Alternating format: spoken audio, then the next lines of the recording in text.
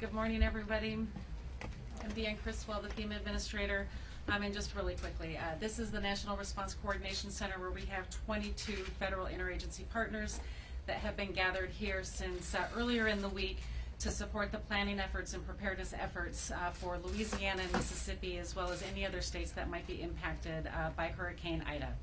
As you know, it did make landfall as a very strong category 4 hurricane here just a few hours ago, and we are expecting catastrophic impacts from this.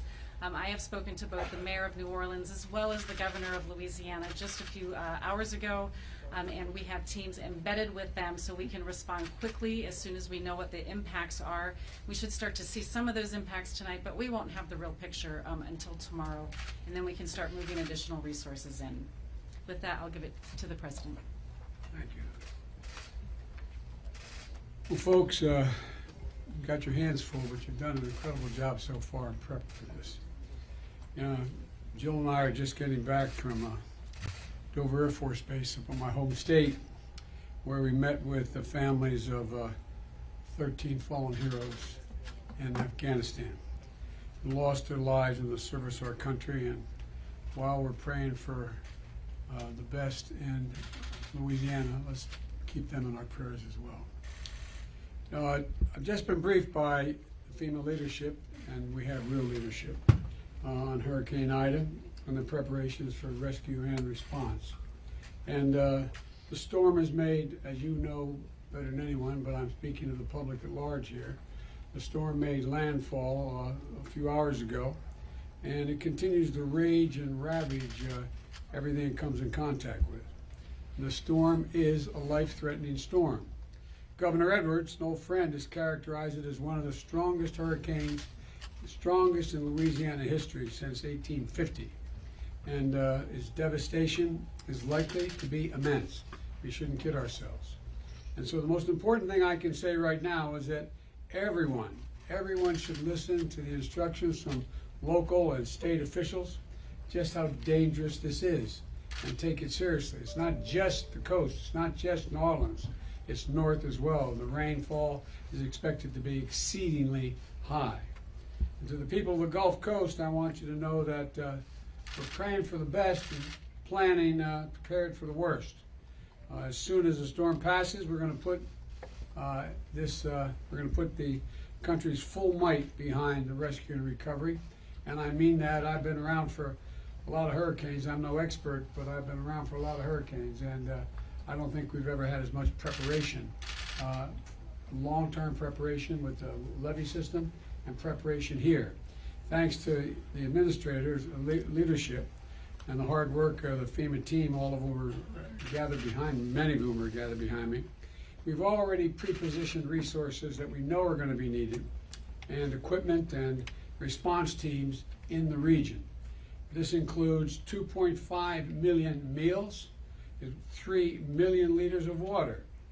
We've got generators in place, and we're in close touch with the power providers to get and restore power as soon as possible, because a lot of it's going to go out, and we should be prepared that it can take a long time, no matter how much we've pre-positioned, which we have, that it's going to take a long time for a lot of it to get back up. It could take a matter of weeks for some places.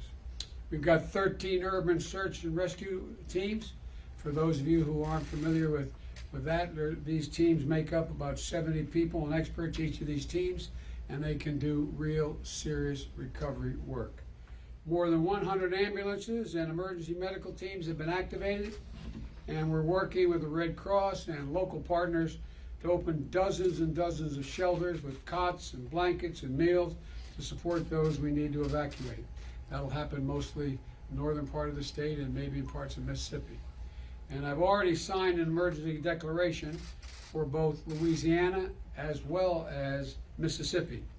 And I want to make sure that we're ready to surge all the response capability that we have to deal with whatever comes next. And a lot's going to be coming. I've been in touch with the governors of Alabama, Mississippi, and Louisiana, and my team at the White House has been in touch with other state, local, and federal officials in the region. And they know there'll be the full resources and support of the federal government. So I want to emphasize again, this is going to be a devastating hurricane, a life-threatening storm. So please, all you folks in the Mississippi and in Louisiana, Mississippi, and God knows, maybe even further east, take precautions. Listen, take it seriously, really very seriously. And you know, the whole of government effort is ready to get to work.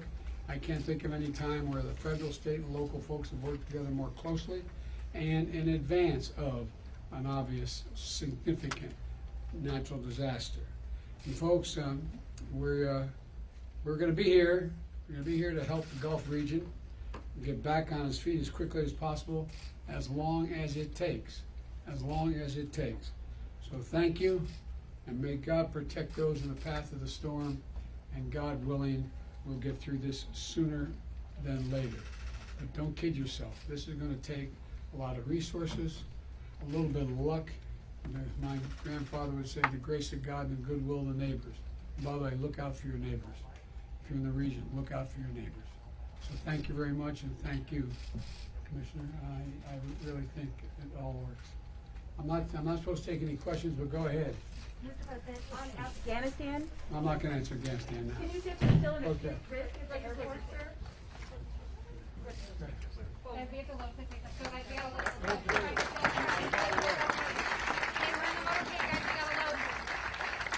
Really cool.